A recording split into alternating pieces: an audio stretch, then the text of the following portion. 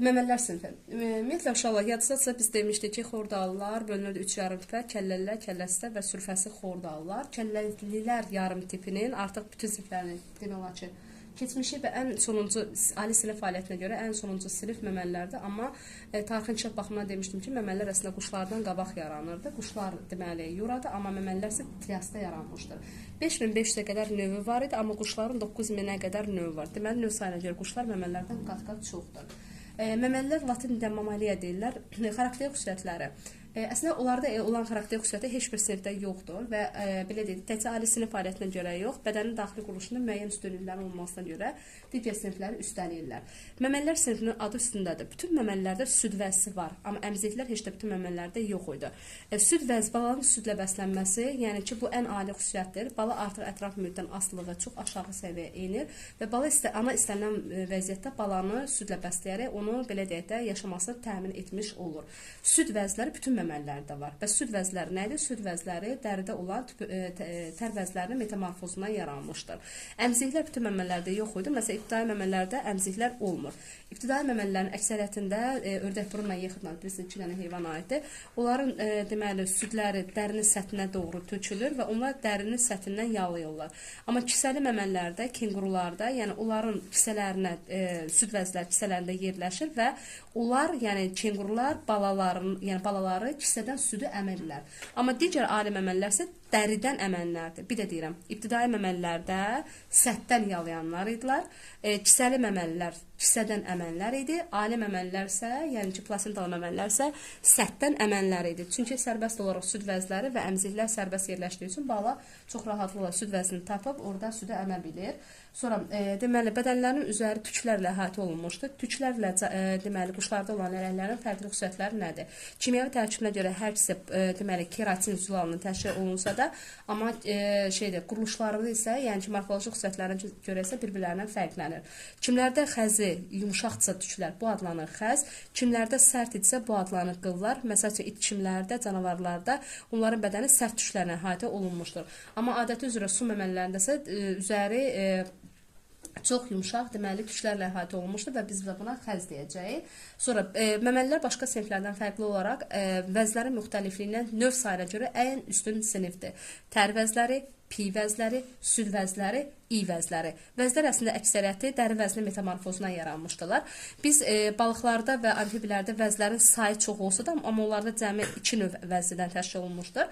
Amma bunlarda tər vəzləri bədənin daxili temperaturunun tərazlanmasını təmin edir və bir şey də deyim ki, su məməlilərində olmur. Məsələn, balina kimlərdə bilirsiniz ki, tər vəzləri yoxdur. Zaten buna ehtiyac da yoxdur. Çünki bədənləri qızmırlar. Amma yırtıcılarda tər vəzləri çox zəif inkişaf eləmişdir. Cütdırnaqlarda və primatlarda, xüsusən də primatlarda tər vəzləri hədsiz dərəcə yaxşı inkişaf eləmişdir. Yırtıcı məməlilər bilirsiniz ki, onlar sürətli hərəkət zamanı dillərini xaricə çıxardırdı və ləhləmə sayəsində daxili temperaturu tarazlayırdı və belə olmasa da heyvan daxili istilikdən ölə bilərdi. Sonra gəldik çıxdıq deməli dişlərin quruluşuna. Dişlər 3 yerə bölünür. Kəsici, köpək və az dişləri. Dişlərin ixtisaslaşması və ya diferensiallaşması və dişlərin köklərdə yerləşməsi məhz deməli məməllərə məxsus idi. Amma yəqin yadınızdadsa biz quşlarda ümumiyyətlə diş anlayışını işlətmirdik. Amma ilk dəfə olaraq diş anlayışı, yəni söz olaraq, termin olaraq molluskalarda dişlikli dil yəqin xatırlayırsınız da var idi. 80 minə qədər idi. Onlar da içini qaşıqlayıb yeyirdi. Amma sümükli balıqlarda ilk dəfə əsl sümük diş yarandı. Amma yenə vurğulayıram ki, dişlər köklərdə yerləşmirdi. Amma məməllərdə isə hər dişin öz ayrıca kökü var və çənə sümüyündə yerləşmişdi.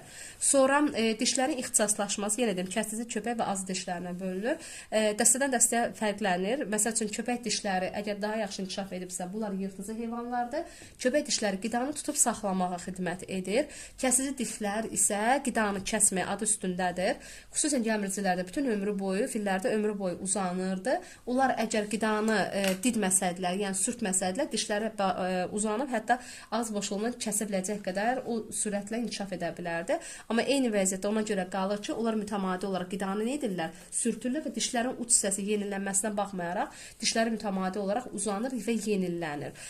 Azı dişləri isə arxada olan səth sahəsi daha böyük olan dişlərdir və dişlərin kökləri də onlarda fərqlənir. Ən böyük ölçüsünə görə olan dişlər azı dişlərdir və köklərin sayları çox idi. Adı üstündədir. Qidanı nə edirdi? əzməyə xidmət etmişdir.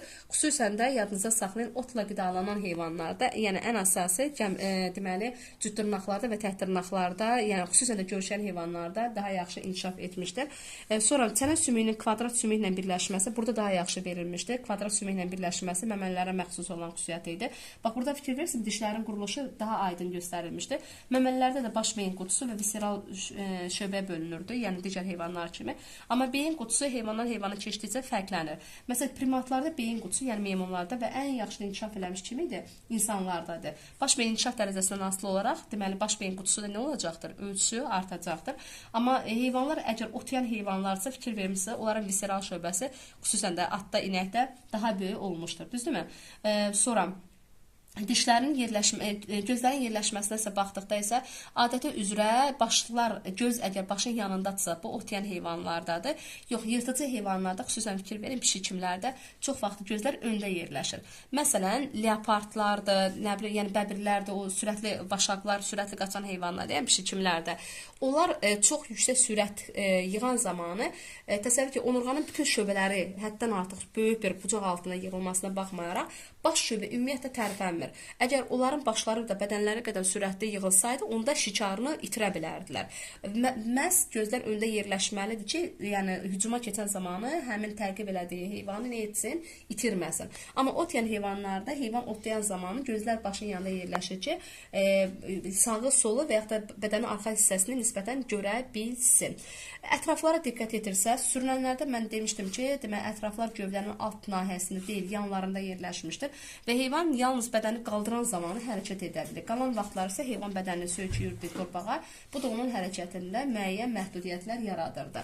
Amma məməlilərdə sürünənlərdən fərqli olaraq gövdələr yanından altına doğru çəkilir və bu da heyvanda hərəkət məhdudiyyəti azaldır, yəni sürətin artmasını nə edirdi? Təmin etmiş olurdu. Sonra məmələrin hansı xarakter xüsusiyyətləri var?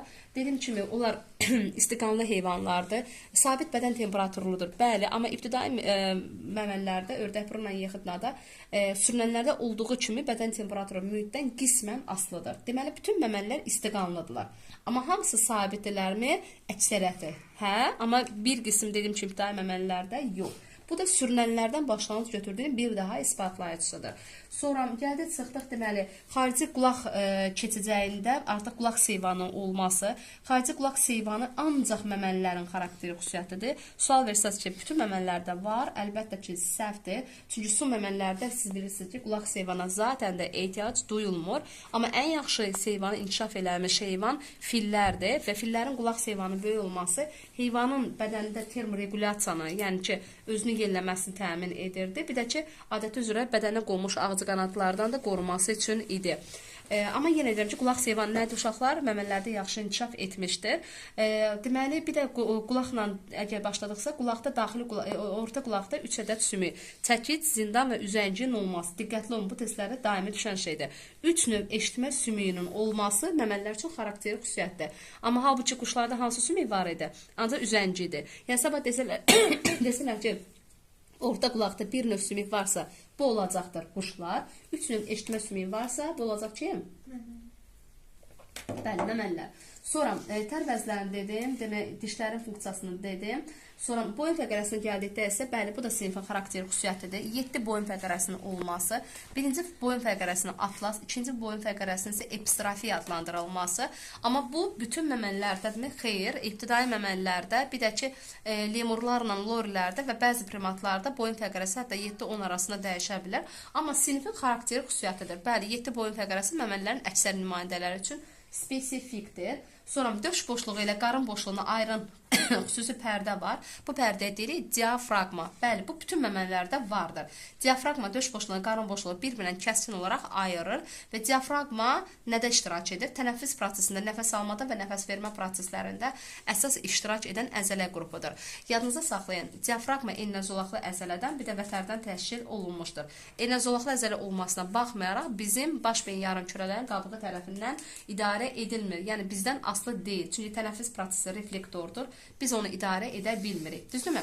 Yəni enlozolaqlı əzələ olmasına baxmayaraq, amma indi anatomiyada keçəndə deyəcəm ki, enlozolaqlı əzələləri biz işi iradə olmasına baxmayaraq burada istisnalıq təşkil edir. Diafraqma və qabırğaarası əzələ 2 dənə əzələr ki, tənəffüsdə aktiv iştirak edir məməlilərdə. Qalan sürünənlərdə, soram adlı balıqlarda isə yalnız qabırğaarası əzələ iştirak edir. Yəni bu məqama diqqət yetirmək lazımdır. Sonra ilk dəfə olaraq bunlarda yoğun bağırsaq yaranmışdır. Sonra kökləri dedim, diafraqmanı dedim və demək olar ki, bir də nə qaldı orada? Hə, bir də ürəklərinə isə gəldikdə, çıxdıqda isə deməli, ürəklərində isə sağ aorta göğsü quşlardaydı, amma bunlarda hansı aorta göğsü yaranır uşaqlar? Sol aorta göğsü yaranır və sol aorta göğsünün sağ aorta göğsündən bir fərqi var. Ortaq xüsusiyyətlə hər ikisinin sol mədəcindən başlanğıc götürməsidir. Sadəcə olaraq quşlarda sağa, məmələrdə isə sola ayrılır, göğsü yaranır. Qalan heç bir xüsusiyyətinə görə fərqlənmirlər və bunların artıq ağciyərləri yetərin qədər yaxşı inkişaf etmişdir. Ağciyərlərində bütüşlərin sayı yetərin qədər çox olduğuna görə ciyərin tənəffüsü bunları tamamilə təmin etmiş olurlar. Ciyər də burada verilmişdir. Yəni tənəffüs prosesi bəsitdir. Mən insanda anatomiyada daha dəqiq dərinə getsəm, burada o qədər də belə deyək də dərinə getmək istəmirəm, amma fikir versə döş boşluğuna, qarın boşluğuna ayıran burada diafraqma əzələsi verilmişdir və bu da yenə vurğulayıram ki, tənəffüsdə aktiv və iştirak edən əzələ qrupudur. Həzm prosesinə gəldikdə heyvanların qidasından asılı olaraq həzm traktının mədən şöbələri dəyişə bilər. Ağız, udlaq və ağız dəhlizi ilk dəfə bunlarda yaranmışdır. Bax, o demək yadımdan çıxdı. Bir də ön damaq, belə deyək də, yumşaq damaq və sərt damaq da bunlarda yaranmışdır. Ağız dəhlizi nədir? Ağız dəhlizi fikir versəniz, bunlarda bax buna ağız boşluğudur. Ağız dəhlizi məmələrdə yetərin qədər yaxşı inkişaf etmişdir. Ağız boşluğundan sonra udlaq gəlir, udlaqdan sonra qida borusu, qida borusundan sonra mədə, sonra gəlirdi nazik bağırsaq, yoğun bağırsaq, artıq anal dəliklə bitir. Anal dəlik nədir? Yəni daha dəqiq desə anusla bitir. Anus xarici tərəfində sfinkter əzələləri yerləşmişdir. O sfinkter əzələlərə görə qida kütləsi, lazımsız qida kütləsi, yəni nəcis, yəni kal, bədəndən xarici olan zaman sfinkter olaraq yığılır, bitəndən sonra proses. Yəni yalnız nəticə xaric edilməsi zamanı, yəni o prosesə deyilir defekasiya aktı. Defekasiya aktı zamanı anal dəlik, deməli həlqəvi əzələlər, deməli hərəkət sayəsində anal dəlik böyüyür və beləliklə həzm olunmayan qida kütləsi xaric olur. Böyrəklər isə uşaqlar yadınıza saxlayın, 2 ədəd paxla formasında olan böyrəklərdir və yetərin qədər ifraza sistemi yaxşı inkişaf eləmişdir və həmin böyrəklərdə yaranmış CD, 2 ədəd böyrək, demək axarlar cütüydü bilirik. Hər böyrəkdən 1 ədəd axar başlanıb götürür. Onlar da gəlib tökülürdü sidik hissəsinə. Sidik hissəsinə sidik kanalı vasitəsilə sidik cinsiyyət dəliyinə açılırdı.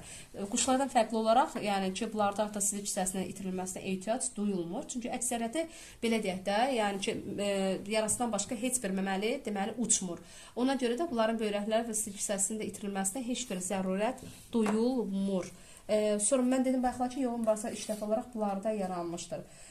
Ürəkdə də bayaqların, yəni kameralarında belə bir böyük fərq yoxdur.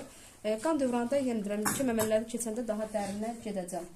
Qalan nə var idi? Qalan məmələni... Hə, bir də bir şey demədim uşaqlar. Deməli, baş beyində bilirsiniz ki, biz digər məməlilərdə yadınızda izah eləyəndə quşlarda demişdik ki, beyinci ilk dəfə olaraq qırışlı idi, yəqin xatirinizdədir. Amma bunlarda beyinciklə yanaşı eyni zamanda baş beyin yarım kürələrində də qırışlar yaranmışdır.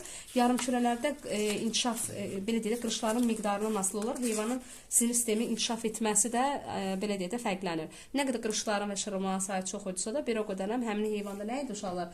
Onlar bir o qədər ayrıdırlar. Yenə vurğulayıram ki, baş beyin yarım kürəsinin qırışlı olması və bir də ki, beyinciyin qırışlı olması bu məməlilər çox xarakteri xüsusiyyəti. Baxın, beyinci də qırışlıdır və yarımkürə də qırışlıdır. Beyincinin qırışlı olması, hələ ki koordinasiyanın çox mürəkkəb olması, baş və yarımkürəsinin qırışlı olması isə daha güclü yaddaşa sahib olmasıdır.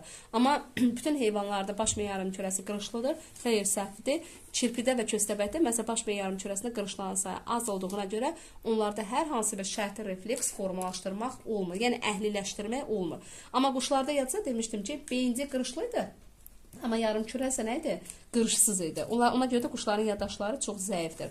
Burada isə yenə vurğulayıram ki, məməllərin, mədələrin kameraları verilmişdir. Məsələn, birinci kameraya baxsaq, xidlanın mədəsi çox sadədir. Kengurunun mədəsi verilib və bizim burada ən çox testlərə düşənlər, adəti üzrə, məsələn, 7-ci şöbəyə baxın, öküzün mədəsi verilib. Çünki bilirsiniz ki, göyçən heyvanlarda mədə 4 kameradan ibarəti işşənbə, tor, qat-qat qursaq idi. Heyvanlar əvvəlcə sərt qida kütləsini çeynəyirdi, udurdu daha dəqiq. Onun həzm traktında qida yəni o sərt selluloz kütlə qalırdı, yumşalırdı. Sonradan ağıza qaytarılaraq yenidən çevrildikdən sonra mədənin digər şöbələrinə gedirdi və sonra bağırsaq tərəfindən həzmə uğranılırdı. Yəni kimlər ki, hansı heyvanlar ki, selluloz qida ilə qidalanırsa və sərt kütlə olduğuna görə bağırsaqlar uzanmışdır, mədələri mürəkkəbləşmişdir. Yox, kimlər ki, ət yeyirlərsə də və yaxud da leş yeyirlərsə, qarışıq qida ilə qidalanırlarsa, onların mədələrində bu qədər hissənin olmasına heç gərək də yoxdur və ət yəni heyvanların bağırsaqları qısalmış olur.